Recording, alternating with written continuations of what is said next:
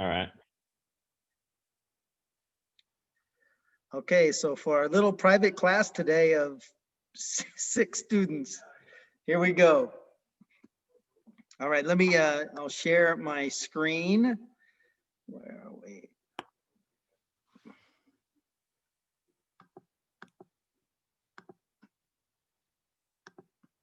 Oh, I just lost it. Where am I? There we are.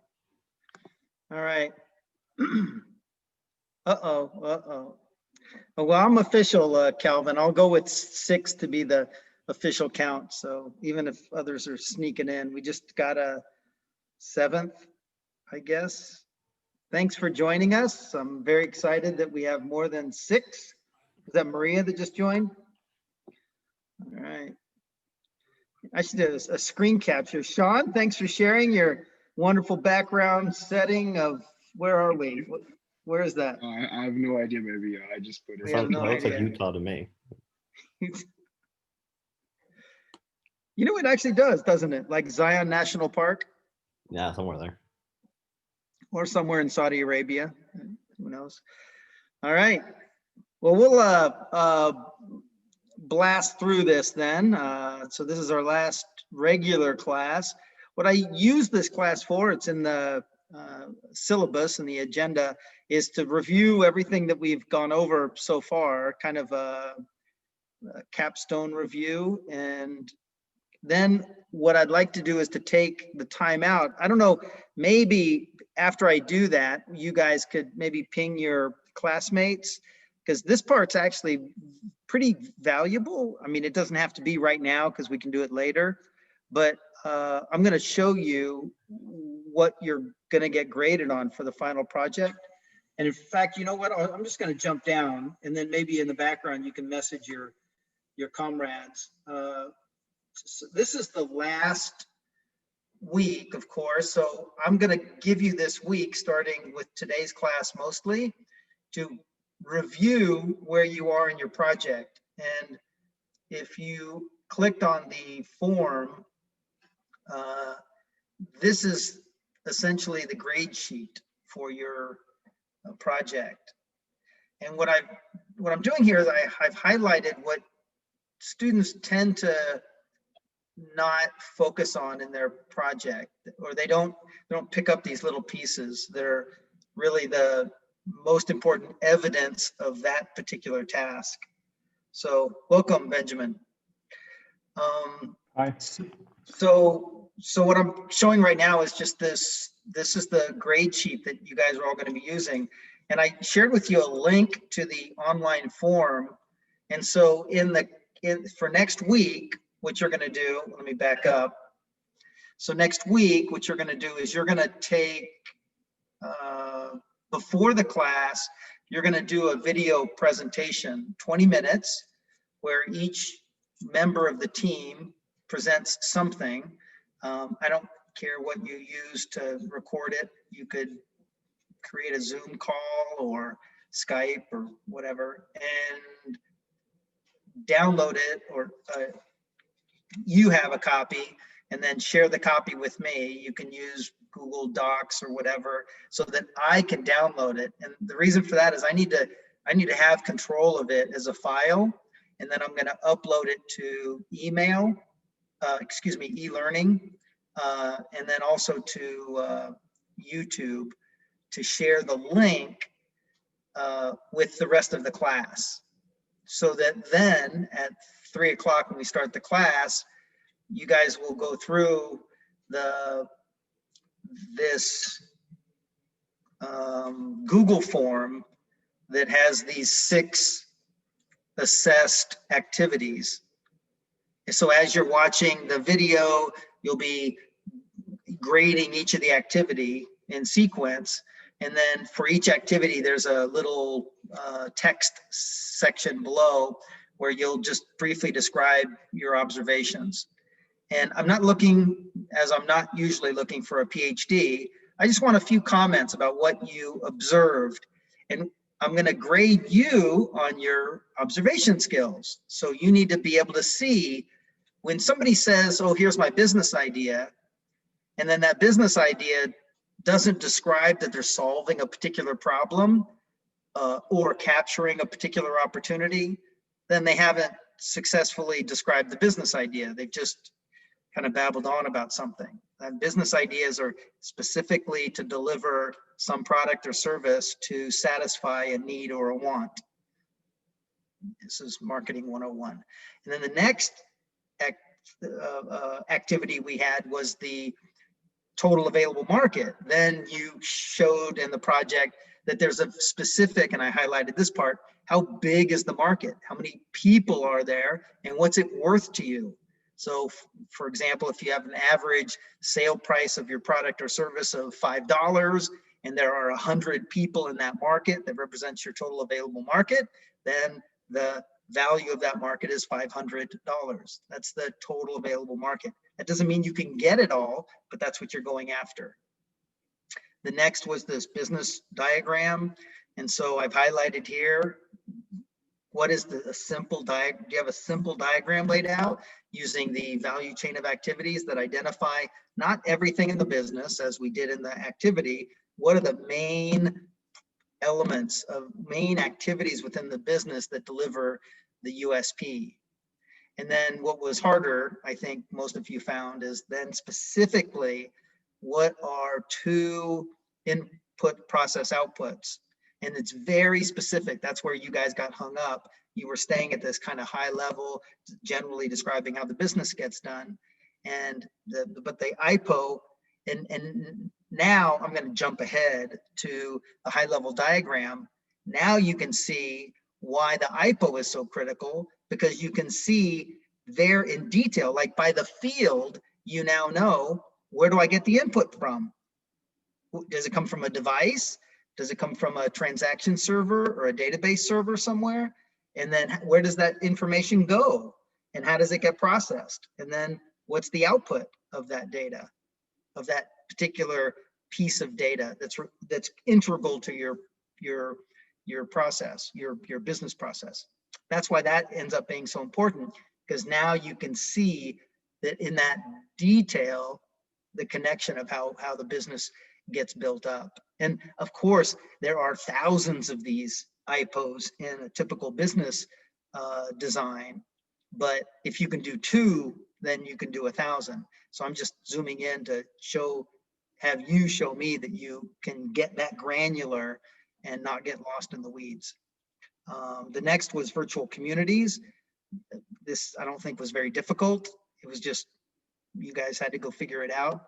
Who's on WhatsApp, or not WhatsApp, but who's on Facebook, or who's in LinkedIn, and who's on any of the other social media platforms, Instagram. What's the demographic, psychographic, or what geography defines my target audience, and what are those, who are the people who are in those particular virtual communities to be targeted. And then this next one was this activity 5 that was coming up, which was actually part of 4, but then I broke it out because you kind of didn't do it completely in 4. So then we made it in 5, where you created 2 specific digital marketing plans. And this was a little harder. Some of you did better than others, and because there's actually a lot of detail in coming up with a plan. You have to have an objective, you have to have a budget, and to come up with a budget, you have to know, well, how much does it cost to do a CPM or a PPC, pay-per-click?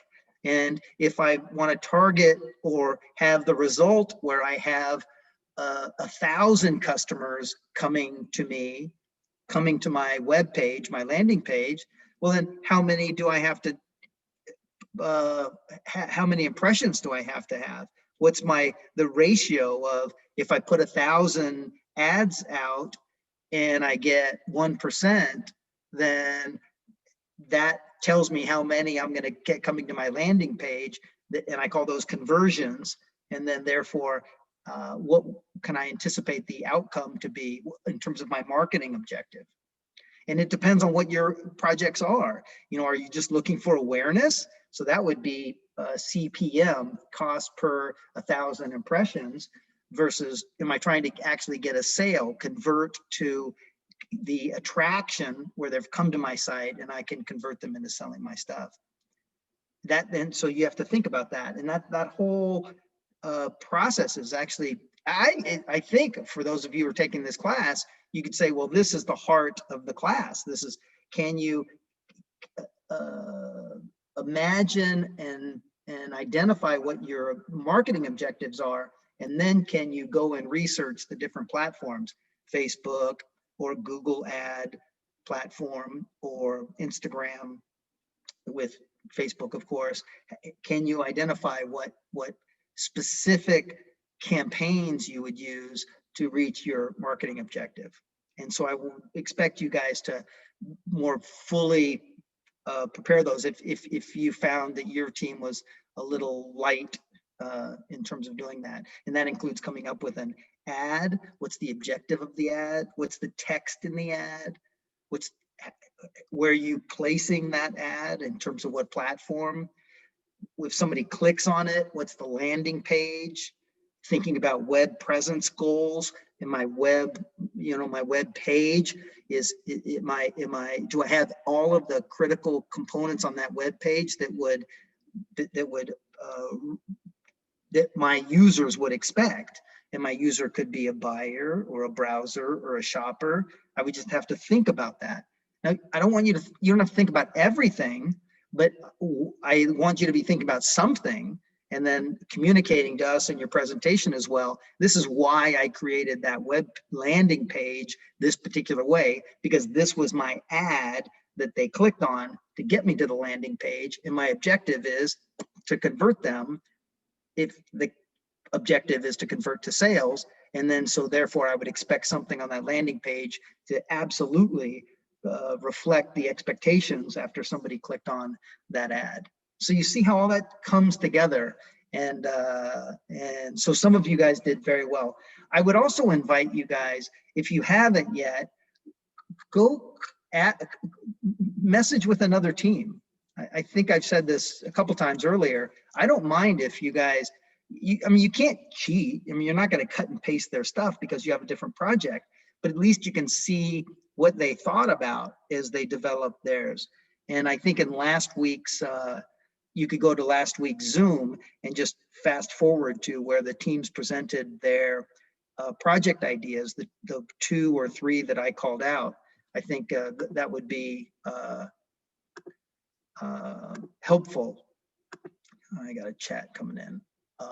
Oka? Oka? Sorry, it was a mistake. Sorry. No, that's okay. You need to say something. Was that an aha moment? Okay. Marketing planning pages. And the last is this diagram thing. And you guys are kind of like puppy feet, kind of stumbling through this one, but that's okay. Some of you have systems people on your team, and you're probably a little more fortunate, but I consider that you have different backgrounds, so I'm not looking for the same thing from everybody. But what I am looking for, and is that I've highlighted here, is that you should be able to, and I don't care if you do it in crayon, but you ought to be able to draw a picture that says, how are my users coming into my system? Is it like a smartphone? Is it a laptop? And then what are there applications that are running on those devices? And then how are those devices, through some little lightning bolt network, how are they connected to some cloud that then gets connected to my back-end services or my cloud-based services? So I would expect to see a server up there, because they're connecting to the server. It's probably a web server, or it could be an application server that's if you have an app on the phone, and that app on the phone is connecting to that app server in the sky, in the cloud, and then it's accessing something. Maybe I'm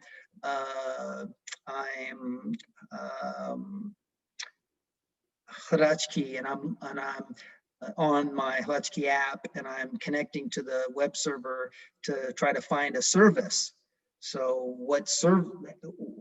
how does that server get connected to the data that's necessary for that user to get the information they're looking for. So that server, that application server, would probably be connected to a database server that would have the database of all of the services, whether it's a home cleaning service or a gardener or a dog walker. So I'm the user, so I would expect this little icon to have the app on their device, again, whatever it is, connecting to the network and the cloud. And then I've got the application server, and that's connected to this database server that's got all the services listed. So when that user types in a search or clicks on, I want one of these, one of those, or I want one of these, and I live in Prague, that it goes to those services and does proper interrogation, and then delivers the answer back to that device. And this is the other highlighted thing I've just described: walk through a use case. Walk through, not everything, just one or maybe two, but walk through how you do your business leveraging systems, and how all those systems are delivering different functionality that at the end user and your business get the work done. So that's what you're doing. That's what you're going to do in your presentation. So if I've just described something that you don't have, you need to get with your teammates and go get that. You got to go figure that part out. And this is what I'd like to do today, is spend the majority of today letting you do that. And we can do breakout rooms. So again, if you could message your colleagues to come join you, I think it would be a good use of the time. I mean, I'll be available all week, but I don't know when, but of course now I'm available. So we can do breakout rooms, and then I can go into your room and I'll join your team. I'll tell you what I would do, because you've already tried it, and that's the most important part, whether you've gotten there or not. I think most everybody's that close. I was just chatting with Sean earlier about his design, and it's close, but it could be a little bit better organized. It differentiates the devices and the particular function on each component within their diagram. And I think, Sean, you would say that it's not complicated. It's just really a different way of looking at things. And you know, I've been doing this for 100 years, so it just comes naturally to me. But I'll tell you, when I first did this, I mean, I was in an IBM training class in Dallas, Texas, and I was like, "What are you talking about?" You know. So I'm with you. I'm even though it was a long time ago, I still remember. I was like, "What? That doesn't." I mean, because it's just a different way. But what I'm telling you, this is how system design people think, and why is it's because when you do that use case walkthrough, boom, you'll see immediately if a piece is missing. And you and I, as business people, need to be able to practically think about how things get done. And we'll see we see when we do it that way, we see very quickly when engineers have left something out.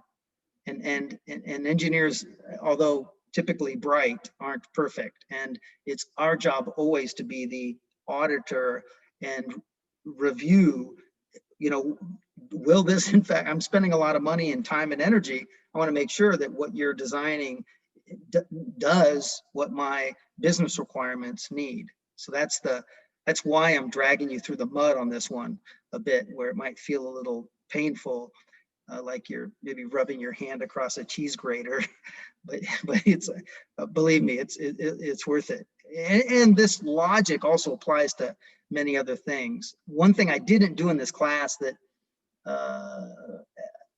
I wish we had time to do would be have you guys do, I don't know if you are familiar with code.org, but Bill Gates and Mark Zuckerberg and anybody you can imagine, even Will I Am, have donated a bunch of time, money, and energy to this organization whose objective it is to have hundreds of millions of kids, to include yourself, not that you're kids, but in adults too, but mostly it's focused on kids, to learn how to code. And some of you already know how to code. I've seen it in your description of the things that you do. But so you say, why? I'm a business person. I'm not a programmer. And this ability to logically break down a problem to the level of how somebody would code something, that you just organize it very pragmatically, just like we do the value chain of activities and the input process output. When you have that level of skill, and if you watch any videos, I would just YouTube, if you got some spare time, videos introducing hour of code. That's like clock hour, HOUR, hour of code. And they basically are saying, here, we want kids to sign up for just doing this challenge where they code something for an hour. That's it. And then they get the certificate, and because it's shown that they have learned this simple logic of coding, and they all, and these are, very successful business people from all different kinds, artists and all aspects of life, say this is like a superpower, the ability to understand coding. So I don't want to belabor that anymore, but other than to point out that understanding how this stuff works logically is really, really, really, really, and I could go on for the rest of the class, really, really, really valuable and important. And I think it differentiates those of us who can really do some awesome things in this world in 2020 and going forward versus, we're just stuck being told what to do. And unfortunately, that's kind of what's happening in society today, is it's bifurcating those who really understand things and do it, and those who are told what to do. And you're in university, so I suppose you're already trying to bifurcate yourself up that upper line. All right. So I've already jumped ahead. This was the end, but I'm going to actually rewind and go back to the class overview. But do you have any, before I go forward, because I do want in the background you to harass your teammates and see if they will join you in the review. But do you have any questions about what I just discussed?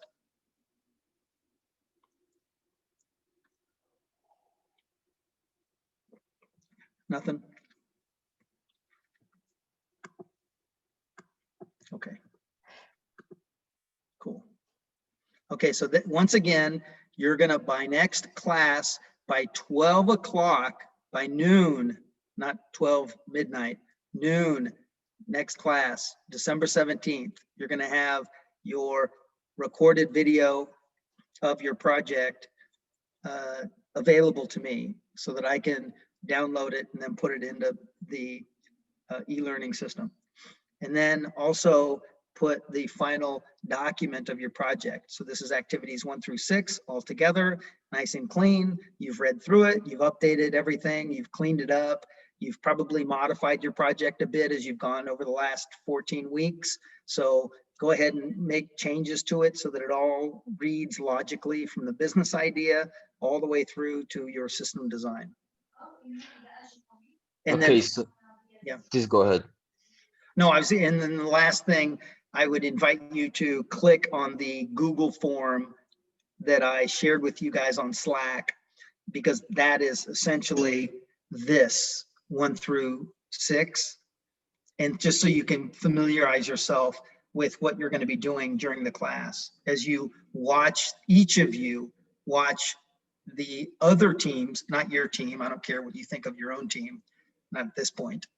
You're going to watch the other 5 teams and grade the other 5 teams. I will take all of that output from each of you about all of the 5 teams, and I will use that both to assess the teams, because maybe you guys have caught something that I didn't catch, and also I'm going to assess your understanding of what was expected of those teams. Okay, I'm done. Sir, I noticed down here under the total of 40 points, so individual student evaluations of other teams will be used as an input to their final score as well. So what does this actually mean? Do you That's a mean good like, question. I typed that 5 different times to try to, my use of the English language, don't turn me into the English police. So what I mean by that is that your evaluation of all of the other teams, I will use that for your score. this means basically as an indirect message to encourage us to ask questions and keep going in the presentation. Is it like this? Well, the presentations are recorded, so unfortunately, we're not going to have an opportunity to ask questions of them. But what you would do is you would put in so for so for example, project idea, you're going to rate it from 1 to 5, 1 being terrible, 5 being awesome. And then below each one of those, there's a text field that will allow you to put in a very brief description of your observations. And so from that, I would expect you to type something meaningful that you observed that reflects how they did or did not answer the activity. Fair enough in this case. Yeah. It's a lot of pressure actually, because I've been doing this for 10 years and I do it at the same time that you're doing it. And so you have to both see the big picture of what they're trying to communicate and then just pick off a couple things. You can't, I mean, there's no time to like really think deeply about it, but you can kind of assess quickly whether they kind of get it or don't get it. All right.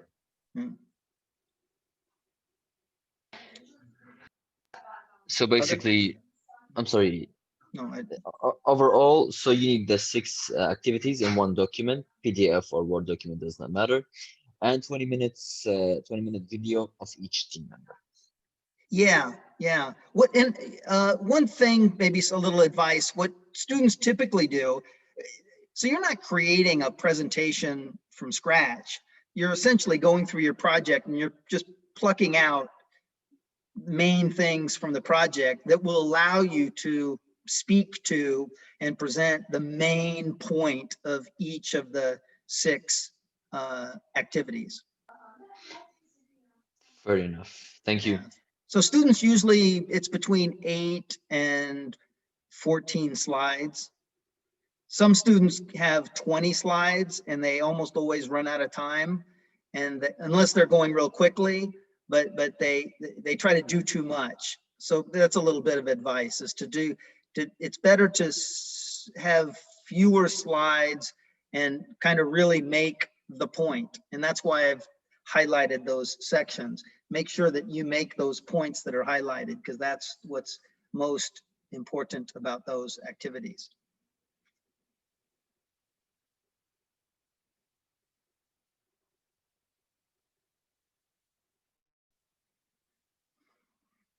Sorry, one more question, maybe repeating. So how is it going to be executed? Do we meet next, are we meeting next week and then sharing our screens with the presentations, with videos of the presentations recorded, or how? Yeah, no. If you could, actually, why don't you all go to Slack right now and click on the course content channel, and you can see in my posting from yesterday at 11:04 a.m. there's a link to a Google form. Why don't you go ahead and click on that? That's the live form that you're going to use next week. So tell me when you're there.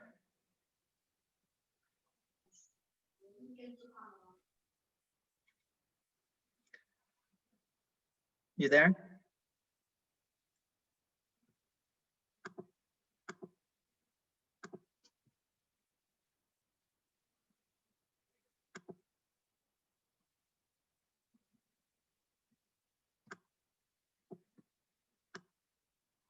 Is anybody there? Yes, I am there. Okay, great. Oh, here it is. I'll post it there as well in the chat here. Okay, great. So you can see from the first page, there's the instructions, blah, blah, blah, blah. It's essentially what I just told you. And then what I will add to this form will be the links for each one of those, each team, each of the 6 teams. So when you open up this form, you'll see all of the links. And what you're going to do, I would suggest, just do it sequentially. 1, 2, 3, 4, 5, 6, one at a time. When you click on that link, it'll launch in another tab in your browser, the video. And then the next or the first question is, which team are you reviewing? So hopefully you will select the appropriate team that you just launched their video, and then boom, 1 through 6, blah, blah, blah, blah, blah, blah. You'll just answer it as you're watching the video. And then at the very end, the very last question is just, I want you to answer it just once. And it's just course feedback about this, about the class, if you want to give me any feedback.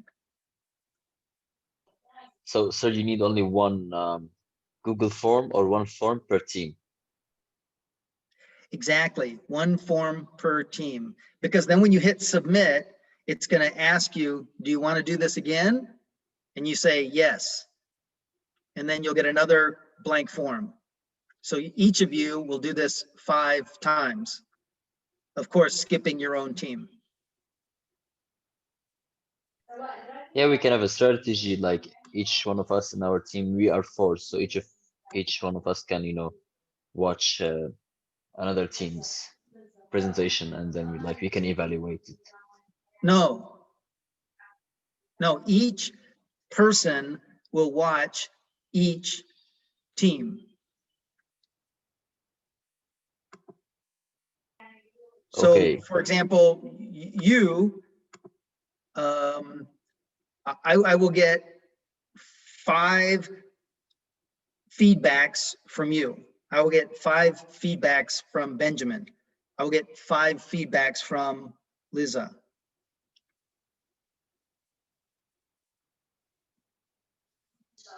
Understandable.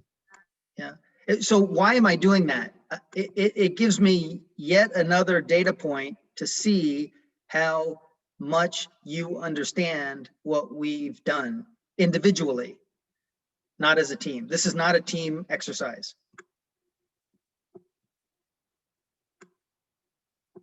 So it means this is our last session. We would not be meeting.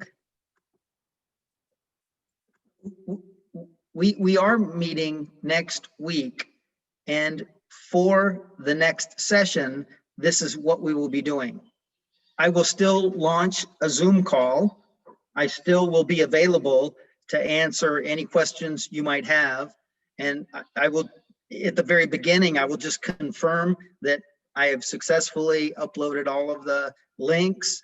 And if you have any final questions, some of you are not on the call right now, so maybe I will reintroduce exactly what will happen during the next session for everybody, and just to make sure that everything goes smoothly. And then I will stay, of course, throughout the time until everybody's submissions are completed and submitted.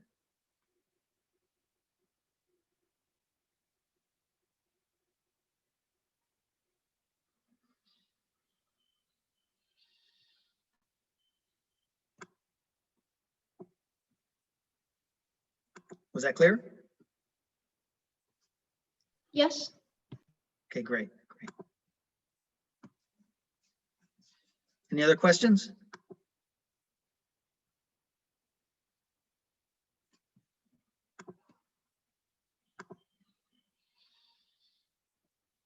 You're welcome, Jonah.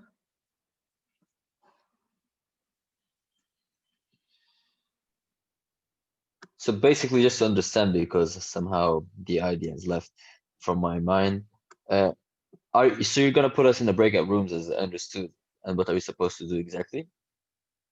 Yeah, so as soon as I get to that point, I will put you in breakout rooms by your teams. And I see some more folks have joined us. So Calvin is lucky that we've that happened later. I'll put you in breakout rooms, and then you invite me if you have questions. What I would like you to do in the breakout rooms is to look at this page, the summary, and let me do this right now, actually. I'm going to make a copy of this summary of graded activities. I'm going to put it in Slack. So you'll have it and you don't have to come back to this. Let me see this. Give me 1 second. Let me.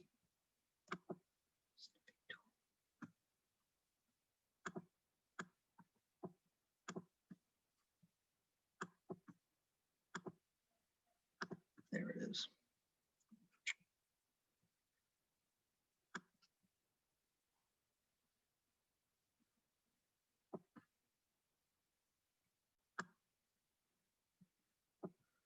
Ignore that word talking in the.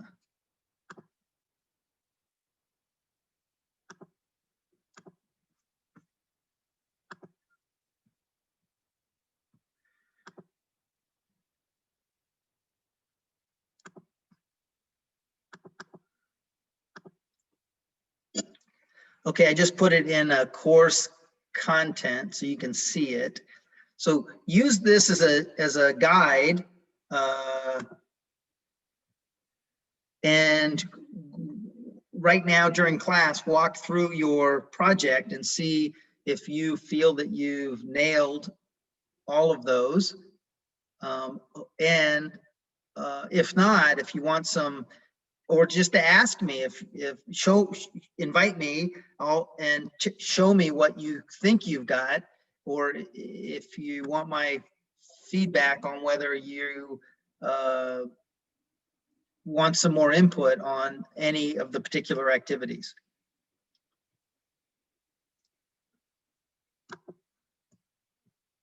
Cool? You see it? Yes, I see it. Okay, great.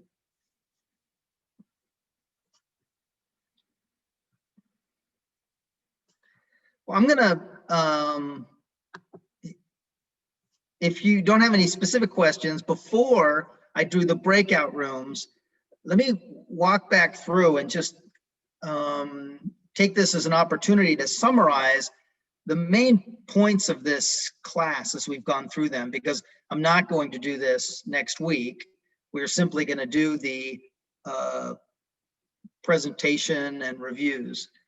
So I will send you on your way. So this is my last opportunity to, at least with a captive audience, share with you the most important points of this class that I really hope that you got out of this class. Some of them applied to this project, some of them not, but all of them, I believe, are very important to this topic.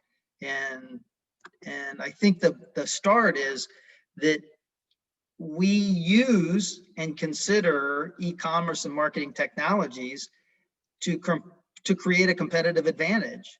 I mean, we're not just throwing technology at a problem,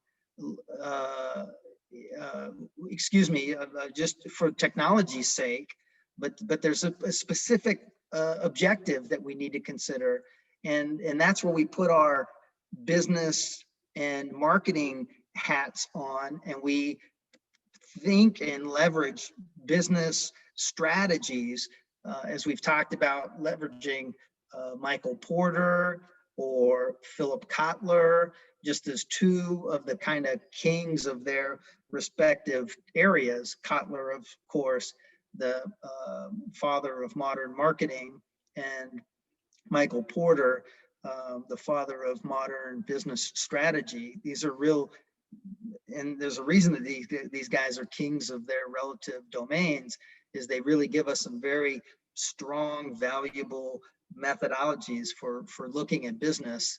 And so we don't get lost in the weeds, because there's always so much activity and changes going on that we like E equals MC square. We need to find something that tends to represent how things work in the real world. And that's where we go. And that's what we're thinking about all the time as we're considering technology and applying that to business. In the course, we've what might feel like that we've bounced around a lot, because there are a lot of different expertises. I'll call them subjects or subsets of expertises that we need to really have a strong understanding. And we started off with an overview. First was just like, well, what is e-commerce? And that it's really bigger than just an e-shop.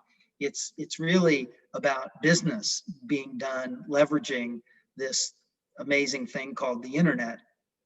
And we learned about some things and how we did it in the United States in the first wave, starting in the 90s. And as we went global, and we described this as the second wave, how did we improve on how we did things? The idea of not simply creating a business to create it, but thinking about what is my objective in the business? What is my revenue strategy? How am I delivering a product or a service to fulfill a need or a want? And this was, I know it might sound strange, but this was a big change, as we've discussed, and we've shown you some of these examples. I think a great example that you guys have now seen both sides of it were when you heard from Rati talk about The Real Real. Her boss, the CEO of The Real Real, was the CEO of Pets.com. So here's somebody who completely flamed out, spending hundreds of millions of dollars and going nowhere but to bankruptcy. And then she comes back in what some people describe as the third wave of e-business. And now she's got a multi-billion-dollar firm, and they're doing quite well. So there's a lot to be learned, and that's a great kind of case study of how failure is not a failure. It's really learning, and then you want to take advantage of those learnings as we move it forward.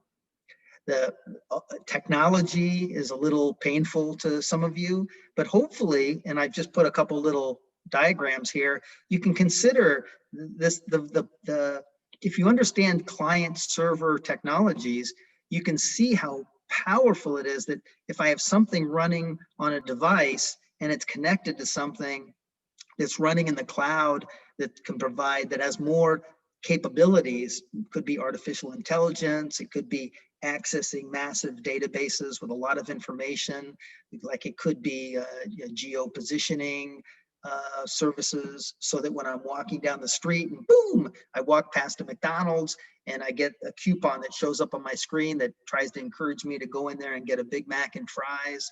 I mean, all of these things are built on this infrastructure technology that now exists, and it simply didn't exist 20 plus years ago. And then after week 5, then it started to become more fun for some of you who are more focused on the business, as we considered revenue models, and they're very different ways. Some of them we of course know when we think about e-shop and a catalog, but also we've got some other things in terms of data being bought and sold in the background, or simply an ad showing up on my screen. And so if I'm an influencer or a blogger, and I'm just, because of the things I'm saying or reviewing or talking about, I'm attracting people to my site, I can make money simply by having little advertisements pop up as you're viewing this content that you see as valuable. Selling to customers and selling to businesses, we've just differentiated 2 groups of buyers, and that they're looking for different things. Businesses want to make things better, faster, cheaper. They're into efficiencies and speed and quality and accuracy. And consumers are interested in you could say some of those things, but more focused on the psychographic and demographic attributes of the needs and wants for those communities, and we deal with them a bit differently. You can consider fast-moving consumer goods as an important sub-market where you would treat them quite differently in a consumer online market versus high-volume commodity selling to a business, just as kind of extreme differentiators. And then we went on to some other things, probably the most important in terms of advertising and product placement or capturing your target market is this virtual community and differentiating one community to another based on who's there. And different than search engine optimization, where somebody's looking for something and you want to show up as a high, the top of the relevant search results. Virtual communities are more where you're showing up in those groups of people as they're doing whatever it is that they do, whether they're watching TikTok vids or on Facebook, just chatting with their buddies, with the news feed being there that is getting your attention, and with the expectation of, if I'm selling products or services to a target market with the same types of needs and wants, well, that's different than standing there and waiting for someone to come search for what I'm looking for. And we see actually in the statistics that there's this transition moving away from search engine supplied conversion versus virtual communities. We find the growth is in virtual communities. It doesn't mean the search engine optimization isn't important, but we're saying this differently. It used to be back in the late 90s, early 2000s, that search engines were generally the way to get online advertising and get conversion. Law and taxation was a little bit of like an outlier because it's not directly in the business process, but it's a supporting activity that hopefully I got through your head that it's a very important supporting activity, and you better pay attention. You better pay attention, or you're going to find yourself either in jail or running away from the entities that have the jurisdiction.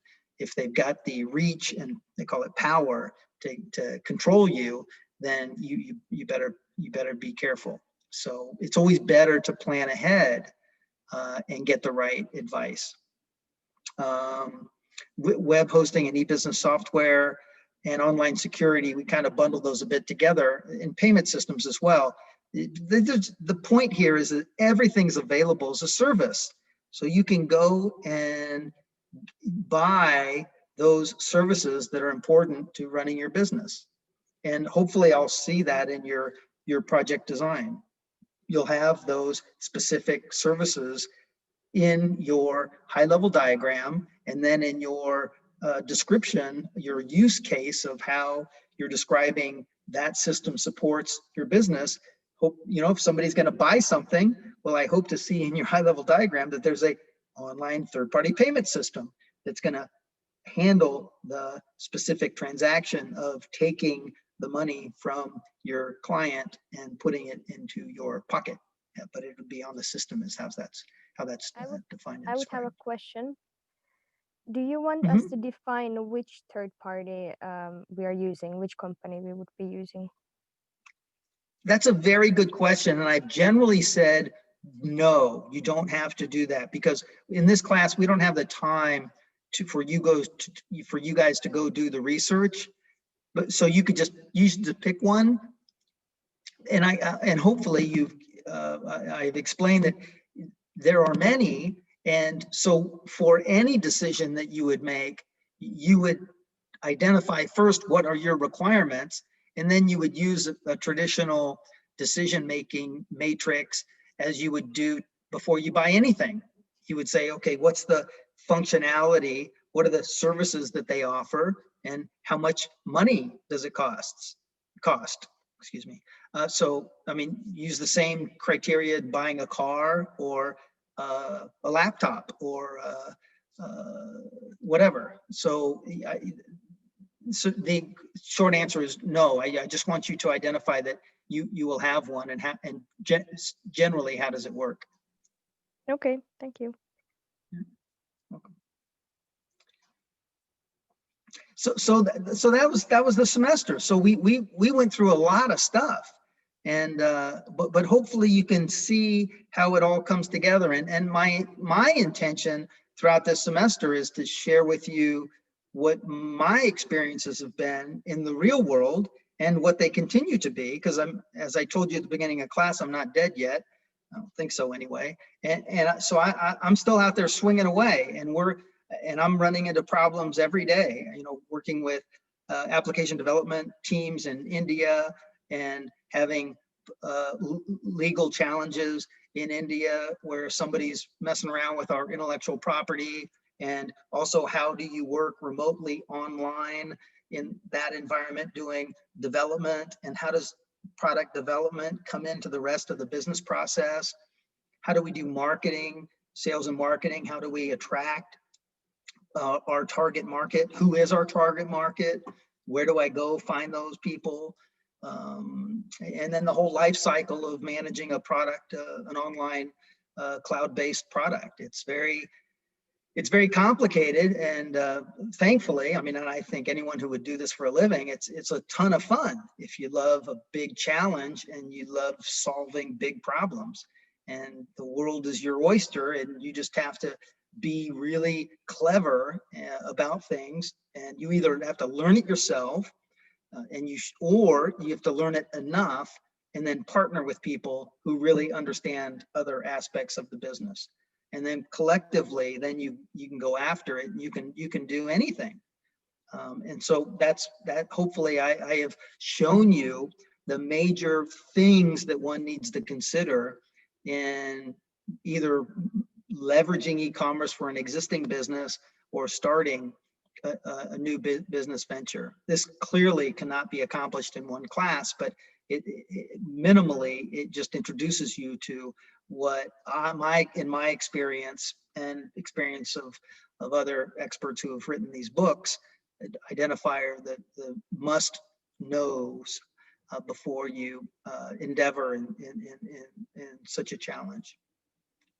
So I've got there are some other slides here. Oh, I wanted to share this with you. This I usually in the class I get to take a class picture, but so this is all I got, was to be able to get you guys during a I think this is the midterm. But so there's your class pic. You're welcome. It's clear from our faces that it's a midterm. That's right. Yeah, I don't see nobody's smiling. Yeah, funny. And I just reminded you. With this picture, please. I'm sorry. Say again. We all look ambitious for the midterm. I did happily note when I cut and paste this earlier today that nobody was asleep. But you are all shocked from the questions, I believe. I think this is one of my favorite lines. This is really about this unfortunate COVID situation that we're in. It's that life is what happens to you while you're making other plans. I think I found that to be the case completely.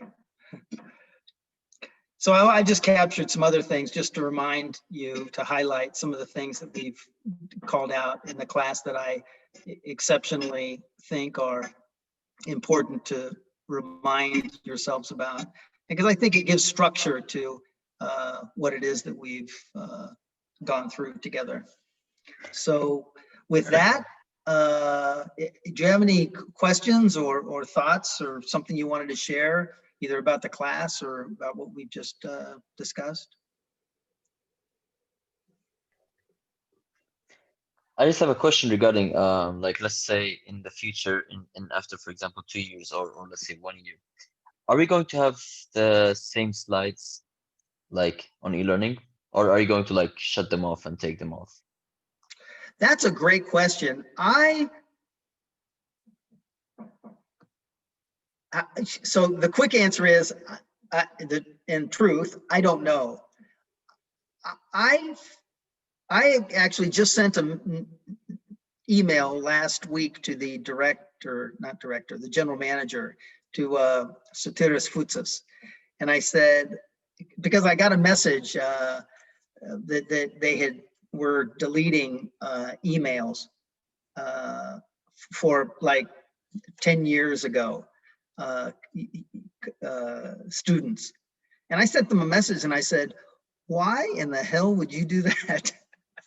I said, it costs you next to nothing to manage or maintain the additional infrastructure, resources, whatever, for your students. And isn't that a value add?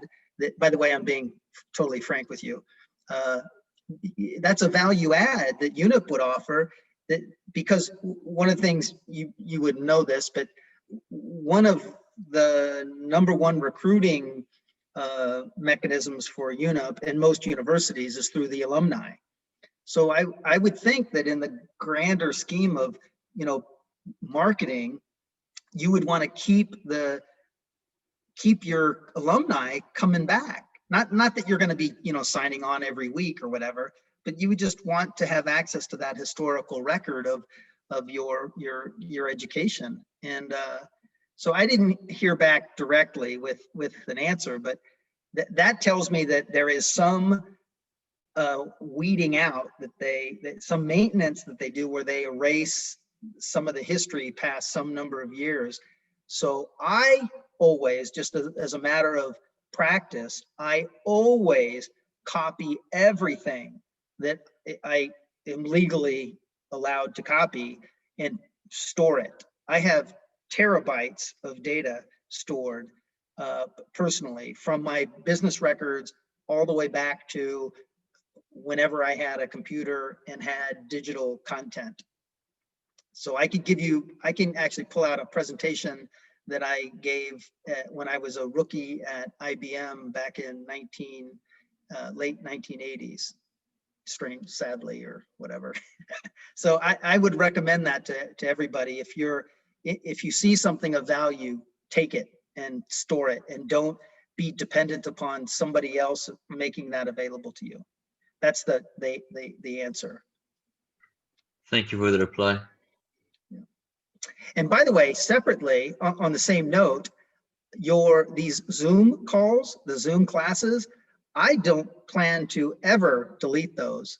And so I think you might have learned from your other classes, I think the school policy was that the instructors were to leave them online for, I think, 1 to 2 weeks, and then they would disappear. And I don't, from my own opinion, is that, I mean, why would I ever delete it? I mean, it's for you. And so if it's of any value and you want to just go back and see something, I mean, I would leave it there. So anyway, that's for these particular Zoom classes, I intentionally put them in my YouTube channel. And so you guys should be able to see that forever. I mean, not that you would, I mean, maybe you do, maybe you don't, I don't care. But my point is just to make anything and everything always available.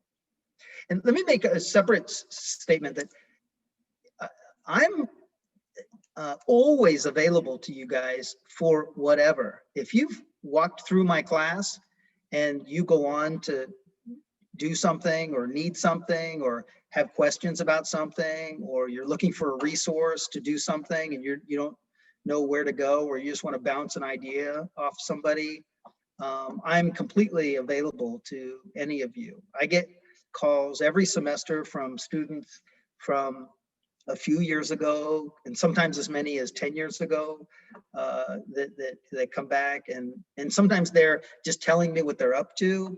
and sometimes I've integrated them. I've hired a few.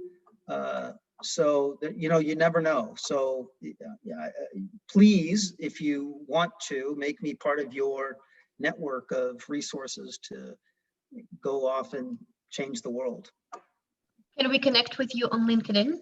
Please, yeah, or Facebook, if you don't mind my political rants on Facebook about what an idiot Donald Trump is. Facebook works too.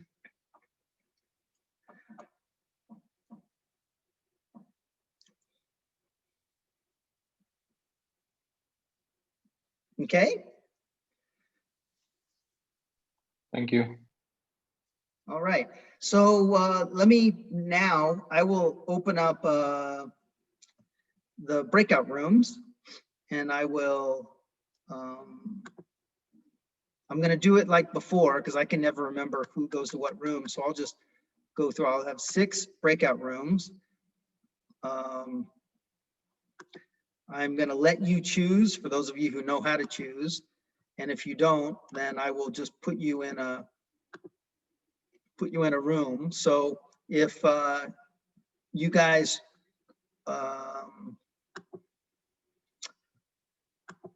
oops. If you know what room you want to go to, so Hladacki is breakout room 2. Okay.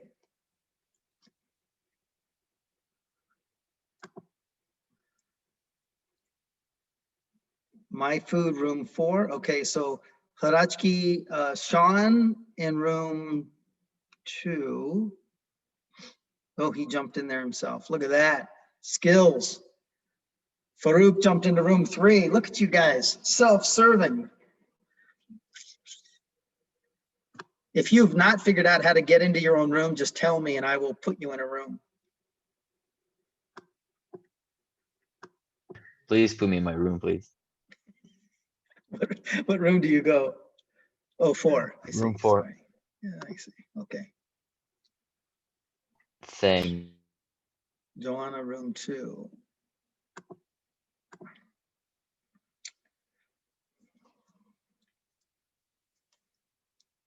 Sasha, room 1. Lisa, room 5.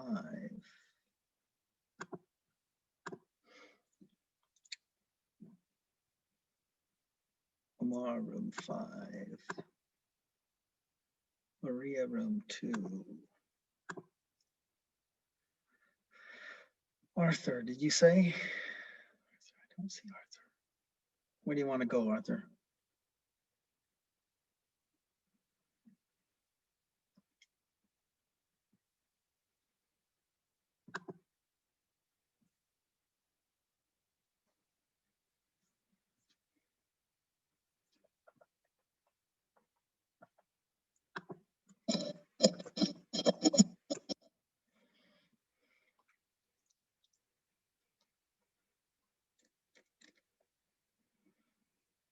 Okay, I'm going to stop recording now and I'll resume when we get, maybe I don't resume at all, but I'll just join your rooms as you invite me.